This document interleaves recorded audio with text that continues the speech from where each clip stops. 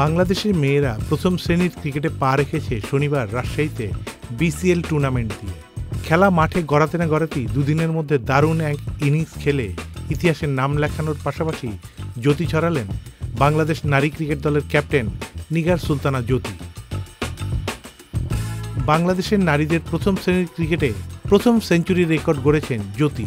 মধ্যাঞ্চলের জ্যোতি উত্তরাঞ্চলের বিপক্ষে 3 দিনের ম্যাচের শেষ দিনে সেঞ্চুরি করেছে। আগের দিন 85 রানে অপরাজিত থাকা নিগার সোমবার উত্তরাঞ্চলের জান্নাতুল ফেরদৌসের বলে সিঙ্গেল নিয়ে 215 বলে করেন বাংলাদেশের নারী ক্রিকেটের প্রথম শ্রেণীর ম্যাচের সেঞ্চুরি। শেষ পর্যন্ত 253 বলে 20-4 ও 2 ছক্কায় 153 রান করে অপরাজিত থাকেন ম্যাচ সেরা পারফর্মারের পুরস্কার জেতা জ্যোতি।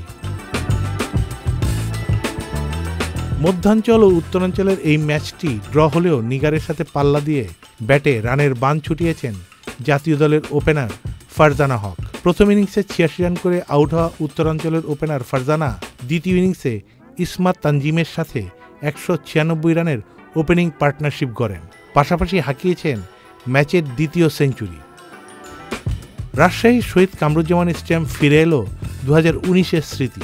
সেদিন নেপালের পোখারায় এসএ গেমস নারী ক্রিকেটে মালদ্বীপের বিপক্ষে সেঞ্চুরি করেন নিগার সুলতানা ও ফারজানা হক। সেটাই ছিল আন্তর্জাতিক ক্রিকেটে বাংলাদেশের মেয়েদের প্রথম সেঞ্চুরির পরপর 2টি ঘটনা। সেদিনও প্রথম হয়েছিলেন নিগার, 2 ওভার পরই সেঞ্চুরি পেয়ে দ্বিতীয় হন ফারজানা। এছাড়া এই ম্যাচে বল হাতে মধ্যাঞ্চলের নাহিদা আক্তার 48 রানে নেন 7 উইকেট। উত্তরাঞ্চলের জান্নাতুল ফেরদৌস সুমনা 113 রান খরচায় পেয়েছেন 6 উইকেট।